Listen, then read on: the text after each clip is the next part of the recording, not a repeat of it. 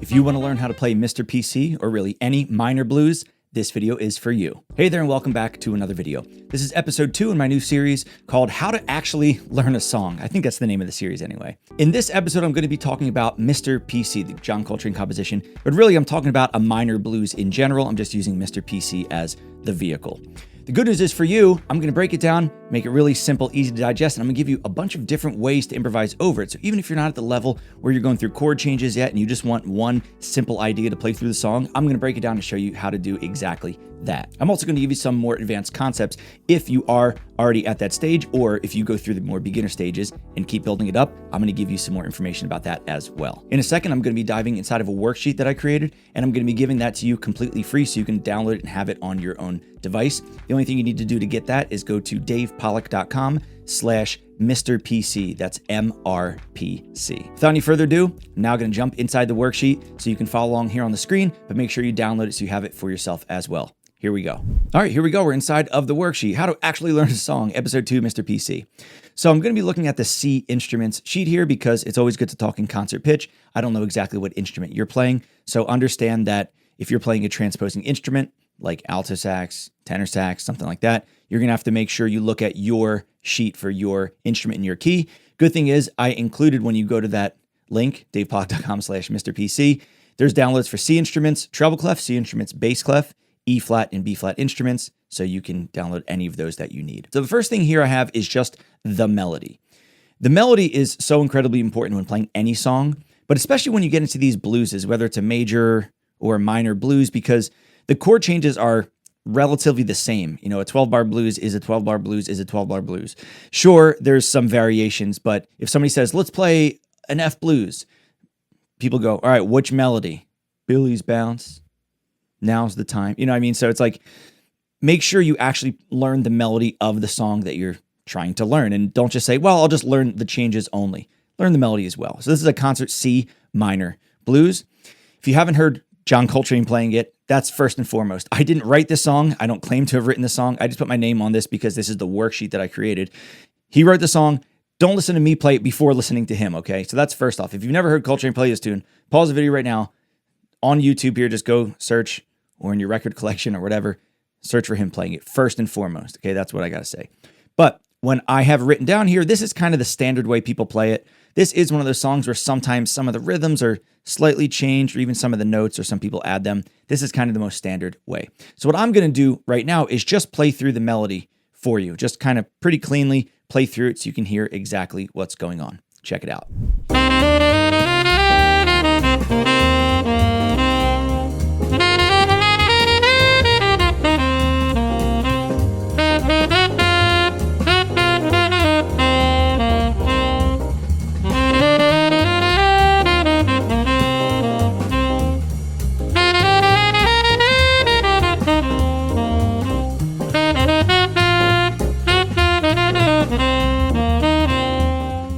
All right, so when we talk about this melody, one of the things that can be tricky about it, and the backing track that I'm playing with is 200 BPM, but you do not have to do it that fast. You can find some tracks online or iReal Pro or something, slow it down. But we have these repeated notes, do-ba-do-ba-do-ba-do-ba-da. At a fast tempo, that might be hard for you to articulate. Might get a little sloppy, so work on your articulation. Definitely slow it down. Do-ba-do-ba-do-ba-do-ba-da. And always keep that swing feel. One thing I hear when people play this song, and it's a little fast for them, or they can't articulate, it goes da-da-da-da-da-da. It gets a little too choppy. That's not what you want. You want it to still be in the pocket, even though you're playing repeated notes. So don't let it get straight. Da-da-da-da-da-da-da. No, it's still swinging no matter what you're doing. Do-ba-do-ba-do-ba-do-ba-dee, da-do-da-do-dee, do-do. That's the first phrase here over the C minor chord, first 4 bars. Then look at the next 2 bars. It's the exact same phrase here, just up a fourth, because this first phrase here is in C minor. This phrase here is in F minor. Once again, talking concert pitch. And then the 3rd and 4th bar of this phrase here goes back the exact same as measures 3 and 4. Well, it starts out the same anyway. Then we have this final phrase. So it's a classic blues kind of phrasing. You have phrase 1. Kind of, that's a motif. Now we're going to restate it in a different key. Then the 3rd phrase goes different. So that's first and foremost. When you're learning the melody, make sure you understand what the original sounds like with Coltrane. Make sure you listen to mine if it's a little cleaner and slower, easier for you to understand.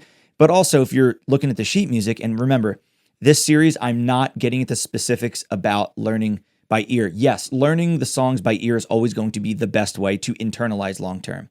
I saw somebody ask this question one time, and this is kind of a little tangent, but it is related. Somebody said, what do you visualize when you play a song without music? I just visualize the sheet music in my head. That's not what you should be doing if you're playing a song on a bandstand without music. You shouldn't be looking at the music in your head. You should have it internalized. That's why I say internalize, not memorize. Memorize is you're looking at the sheet and you're just memorizing what's there, and then you look away and you try to envision what you saw, right? Internalize is you know it. You just have it here.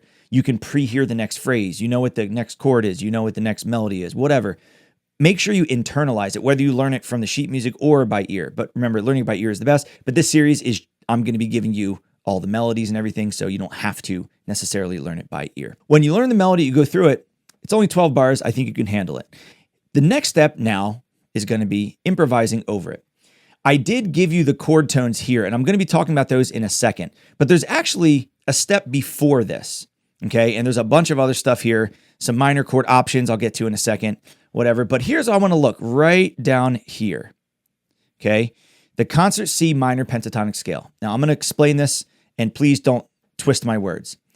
In a regular or a major blues, you can absolutely play the blues scale of the 1 throughout all 12 bars. So if you have a concert F blues, say you're playing Billy's Bounce or Straight and Chase or something like that, you can play a concert F blues scale for all 12 bars and it'll work.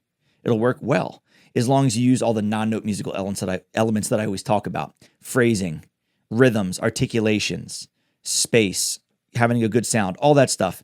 That's why you listen, right? That's one of the main reasons you listen, to get those non-note musical elements to fit exactly the style that you're playing. In a minor blues, I think if you want to focus on one sound, and this is for you if you're not at the point of playing chord tones, you're not playing 2 5s, you're not doing all this other stuff, one thing I want you to do is play the 1 minor pentatonic scale all the way throughout. Yes, you can use the blues scale too, but I actually like the minor pentatonic better because I think it gives you more options. All the notes work well. Sometimes in the blues scale, that sharp 4 can get a little wonky in some chords. But if you use the minor pentatonic of the 1, in this case, it's a C minor blues, so we're playing concert C minor pentatonic. If you use that all the way through all 12 bars, harmonically, note-wise, it will work. Now, can you just run up and down the minor pentatonic over and over again and call that a solo? Yes. Can you call it a good solo? No. Ish, right? What you're going to be doing is still using the full range of the horn, thinking about shape transcription, like I've talked about in videos before. You're going to be thinking about phrasing, motifs, dynamics, articulations, all these different things that go into playing a solo. But harmonically, when I say harmonically, I'm talking notes. You're only going to think about the C minor pentatonic scale. Now, what I'm going to do is demonstrate that. I'm going to play a solo only using the concert C minor pentatonic scale. Not a single note outside of that minor pentatonic scale. Check it out.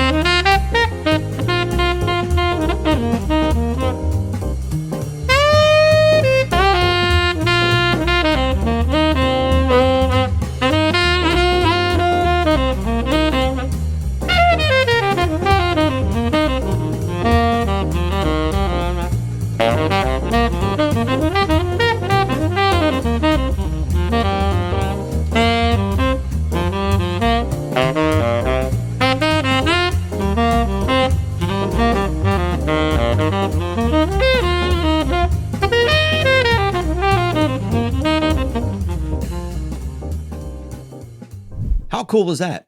You don't have to think about a million different harmonic things when playing. Remember, it's always, always, always, always better to focus on the non-note musical elements and then find just some notes that work, either in the key center, the overall key, in some of the chords or whatever. That's what's going to make a good solo versus trying to play the coolest licks and all these substitutions and 2/5s and all this if it doesn't have that core style to it, all those non-note musical elements. Remember, I always use analogies. It's the same thing here, cooking the chicken, right? Think about the chicken is just all the non-note musical elements. That's the core of the sound. All the seasoning and the sauces and all that extra stuff, that's like all the extra harmony, all the voice leading and substitutions and 2/5s. You can have all the greatest extra stuff in the world. You can have the greatest seasoning, greatest sauce, whatever. But if you don't cook the chicken properly, people are going to get salmonella. So if you have the greatest licks, greatest substitutions and slick double time lines, but you're not playing with good rhythms and articulations and in the pocket, it's just not going to work. So always come from those non-note musical elements first, then you can add the extra stuff. Speaking of going further in that extra stuff, now let's start talking about some chord tones. By now, you've played the melody, you've played a minor pentatonic all the way through. You're hopefully getting those non-note musical elements and really locking into the style. So now let's start digging into the chords a bit. These chords right here are kind of the standard of what a minor blues usually has for chords, and specifically Mr. PC.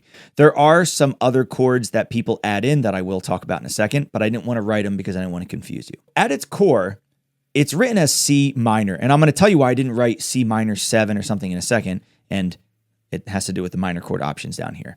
So we have C minor for the first 4 bars. Then we have F minor, which is the 4 for 2 bars, back to C minor for 4. Then we have this chord right here. This is a tricky little chord in these blueses, but don't worry, it's not as complicated as it might seem. It's a flat 6 of the 1, but it's just an A flat 7, down a half step, and then we have a 5 to 1. This is the only time we have any type of harmonic motion, really, because there's no other 2/5s, there's no other 5/1 in here. It's just the 1 up to the 4, back to the 1, this flat 6 dominant chord, then 5/1. I know I'm kind of going through it fast, but I'm going to explain exactly why in a second. When we talk about these chords, I'm not going to talk about the substitutions or the things we can add in yet. I'm going to talk about what's there. At its core, like I said, it's a minor blues, so you have your minor pentatonic sound, whatever.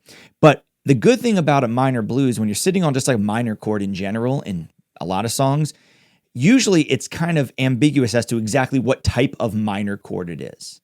And here's what I mean by that. Just in this song alone, and you could even extend this out to more extensions and crazier stuff, but at its core, you can play these 4 different minor chords. You can just play the C minor triad right here. Okay, just 1 flat 3 5. That works totally well. You can play C minor 7. So we have 1 flat 3 5 flat 7. That works as well. We have C minor 6. That's a really cool sound. I like to use that a lot, where you have the 1, the flat 3, the 5, just like the triad. But then you add the natural 6 there, that concert A natural. Great sound. Then we have a C minor major 7. So we have, once again, the C minor triad, C, E flat G, 1 flat 3 5, but with a natural 7. So it's 1 flat 3 5 natural 7. It's a really cool sound. And yes, there are a couple scales here that do sort of coincide with these chords. Remember, scales don't equal chords, chords don't equal scales, but certain scales do give you a certain sound, and some of these chords also highlight that sound. Before I get into all this stuff even further and start talking about all these scales, I'm going to go back to the regular chords here. I'm going to now play a solo where I only play these chord tones right here. I'm not going to play any extra notes. I'm not going to change it and play minor 7, minor 6, minor major. I'm going to literally just play minor triad here, minor triad here, minor triad here, dominant 7, minor triad, minor triad. Check it out.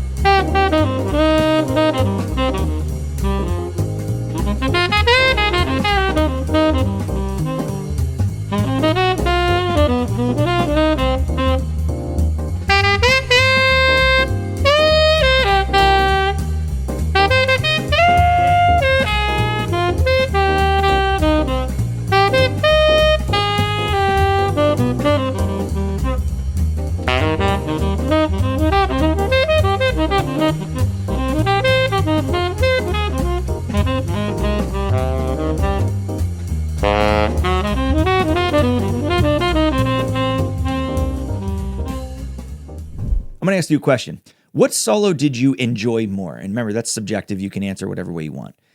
That chord tone solo or the minor pentatonic solo I played previous? Me personally, I think the minor pentatonic only solo was better to me. It just was more enjoyable to listen to. I also felt better playing it. Here's why. When you just think of a minor pentatonic scale all the way through, just like when you're thinking of a blues scale over a blues, you're going to be more free to think about rhythms, motifs, articulations, the non-note musical elements. When you're sticking to specifically these chord tones and have to shift and not deviating from the chord tones, it kind of puts its handcuffs on you and says, well, you can't really do this thing you wanted because you have to do these chord tones. Now, does that mean every chord tone solo is going to be bad? No. Does that mean you can't make great solos with just chord tones? No, not at all. I just think for me, I'd rather think of fewer things harmonically and then think of all the non-note musical elements. That's more important. When I think so much about the chords and specifically playing the chord tones like this, to me, it takes a little away from the overall feeling. Now, the goal is to kind of combine them all together and then add some extra stuff. So the goal isn't just to play chord tones. The goal isn't just to play minor pentatonic. The goal isn't just to add these extra types of minor chords here. The goal is to combine everything that you have together to create a great solo. So what I'm giving you here, all these notes are just notes, right? These notes, Mozart's 12 notes, Justin Bieber's 12 notes, Taylor Swift's 12 notes, they're all the same 12 notes that we use in this tonal system, right? So the notes are kind of not that important in the overall sense of music. Yes, it's good to play the right notes, to hit the harmony. They give certain sounds. But you can really play around with it. You can see right here, we have the note C, E flat, G, B flat, A natural, B natural. There's a lot of extra notes. And then when we start talking about scales, we can add even more notes. And by the way, all of these minor chord options I wrote over C minor, you can just transpose them and do them over F as well for bars 5 and 6. I didn't want to write it out because I want you to do some of that work as well. But you can absolutely take all of these options and apply them over F minor. You're just going to have to transpose everything up a fourth. Along with these minor chord options, let's look at some of these more scale type options. I'm always hesitant when talking about scales because remember, chords don't equal scales, scales don't equal chords, but knowing scales can help you create certain sounds. If you want a more linear sound and it's a specific harmonic sound, you can use a scale as a collection of notes that's already kind of programmed. It's in the history of music. Oh, if you do these notes, it'll sound like this. You don't have to just guess. So the first one is minor pentatonic, like we already talked about. That's a great sound. You could use that. That coincides with just the minor triad, minor 7. It's a great sound. The C Dorian scale, when you're thinking like a modal thing, the Dorian scale has that natural 6 and the flat 7. So you could really use that over the triad. You could use it over minor 7 or over the minor 6. And when I say use over the minor 6, it's not that the rhythm section is going to be necessarily playing minor 6. It's just that in your mind, if you want that sound, that natural 6 sound, you can think of the chord, minor 6, you can think of a Dorian scale, or just feature that note. Then we have natural minor. This has the flat 6 and the flat 7, obviously along with the flat 3rd. That gives the natural minor kind of sound. It's fine. It works great. We have the melodic minor sound, which is just flat 3. So we have the natural 6 and the natural 7 here. Great sound. It's a little crunchy because you have that B natural and the A natural. Kind of brightens everything up. That's really cool when you're thinking about the minor major 7 kind of sound. I like to use that a lot as well. Really highlight those 2 notes. And then finally, we have this harmonic minor sound. I'll get into the really good use case for that. Yes, you can just use that straight up over a minor chord, but there's going to be a better spot I think you can use it for. I'm going to talk about in a second. There it is. That's on paper what you can do with this minor blues. Sure, can you do a million other substitutions, a million other crazy outside things? Sure. But if you want to play a minor blues, this is really your options here harmonically. And if you do all of these and try out different ones, you're going to find out some that you like more than others. And that's the goal here. The goal is not for me to say you have to use these 4 sounds or these scales or this whatever. It's that these are options if you didn't know. And I want you to try each of them and see what you like. You might say, oh, I hate the minor pentatonic sound. I'd rather play linear and play a Dorian scale or a melodic minor. Great, then do that. But knowing what you don't like is as important as knowing what you do like. Then you can rule out certain things and then focus on what actually matters. All right, before I get into the final demonstration where I just play a solo incorporating everything I talked about, minor pentatonic, all the other kind of chords, the scales, all this stuff, I'm going to show you those couple spots where you can kind of superimpose some chord changes to really dig in even further. And this is going to be if you're at the level where you know the melody. You can play a minor pentatonic. You're hitting chord tones. You're adding some of these extra scales and stuff. Now we're going to add even more. So just like in a regular or major blues, this bar 4 right here usually has a 2-5. It has a 2-5 going to the 4 chord. You can do that here as well. The only difference is because we're in minor and we're leading to minor, we have to do a minor 2-5-1 to F minor. I did a whole video on this. You can check it out in the improvisation playlist in the description below. The 2 of F is G, and the 5 of F is C. Now, what are the qualities of these chords? I'm not going to get into how to go about this here because, like I said, I did a whole thing on minor 2-5s. But the 2 is going to be a half diminished 7, or also called a G minor 7 flat 5. Minor 7 flat 5. So it's G, B flat, D flat, F natural. So 1 flat 3 flat 5 flat 7. Then we have a C7 flat 9. That's the very common thing to add there is the flat 9. Flat 9 being D flat. So it'd be C, E, G, B flat, D flat. That leads you to F minor. Here is where you can use some of your minor 2-5-1 vocabulary if you have it. And the most standard minor 2-5 vocabulary I can say if you're just starting out is over this measure specifically, use the harmonic minor scale of the 1 chord. In this case, the 1 chord is F because that's what we're going to. So you'd play F harmonic minor here. It'll hit both these chords well and resolves well to F minor. Once again, I'm not going to get into the specifics here. Go check out that minor 2-5-1 video about it. There's another spot too here. There's 2 more spots. One of them is right here. This spot where we have a 5-1, anytime you have a 5-1, especially if it hangs on the 5 chord for a measure or more, you can superimpose the 2 before it. So instead of thinking of 4 beats of the G7, what you can do is think 2 beats of a 2 chord, then 2 beats of G7. In this case, let's call it G7 flat 9 because it really is a minor 2-5-1. So what would be the 2 chord of C minor? So let's get rid of this G7. It would be D, then same thing, minor 7 flat 5. So what we're basically doing is we're still playing the sound of G7 going to C, but we're adding our own motion into it. We're adding the 2, then the 5. Even if the rhythm section's just playing the 5 chord, just like up here, the rhythm section's just playing C, what it does is it lets you as the improviser create motion through the lines. And I think creating your own motion is really important for being able to navigate chords and sound like you're fluidly going through the changes horizontally, not vertically. It's a great way to get through the chords. So superimposing the 2 right before the 5 is good. You can also do the same thing here in the last bar. Basically, the D minor 7 flat 5, G7 flat 9 going back to the 1. You can absolutely do that. There's one other spot though, and this is where, going way back to the beginning of this video when I talked about these chords are kind of specific to this song, but some minor blueses. This chord right here, a lot of people end up just subbing out D minor 7 for it, D minor 7 flat 5. It's kind of the same overall vibe where it's this flat 6 to 5-1. It's all like an inevitability. This A flat is leading to G, leading to C minor. So sometimes people just play D minor 7 flat 5 here for a bar, and then G7 flat 9 here, leading to C. You can do that. I personally don't love doing that because I like to highlight the specific chords that are in this song, specifically this flat 6 chord, the A flat 7. If you're in the middle of your solo, things are getting crazy, and you just want to rip a long minor 2-5-1 line, you have my permission. Not that you need my permission at all. Not that anybody does. You know what I mean. You can use that here if you want. I kind of steer clear of that. I'd rather play the A flat 7 to give this kind of different sound and then superimpose the 2 here, play a minor 2-5-1 to C there. But your mileage may vary. Try both.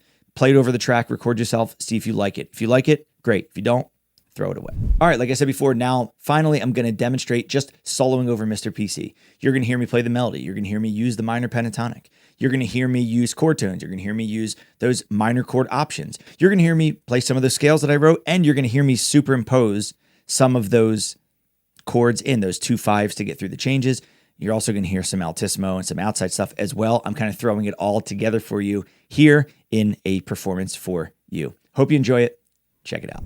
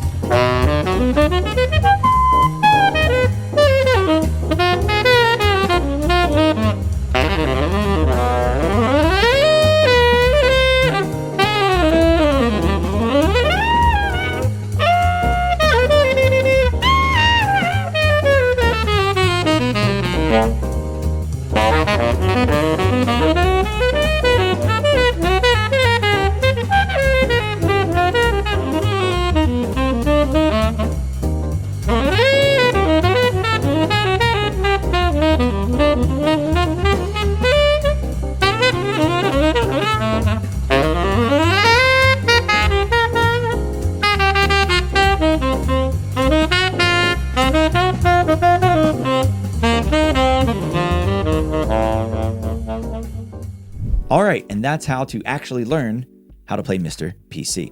If you don't know this song and you've never tried to play before, I hope this video inspires you to learn it, even at a simple level. Just learning the melody, learning minor pentatonic over it, that will get you through it. You don't have to do all this crazy stuff that you might hear other people do, or that Coltrane does. You definitely don't have to do all that to have a great solo and have a lot of fun playing this song. If you liked this breakdown where I went through the tune and taught you how to learn it and gave you some resources about it, and you want to go even deeper with learning different songs and get even more resources and more guidance from me, my Saxophone Success Community is perfect for you. This is actually the song of the month for March 2026. So those SSC members don't even know that yet, but if you're watching this when this video comes out on February 27th, yes, in 2 days, you're going to be getting a full breakdown that goes even more in depth than I went here with this song. And I give you a whole bunch of resources. I give you lead sheets, backing tracks, worksheets, trading videos where we can play back and forth, different speed backing tracks, different recordings of mine, a lot of reference audios.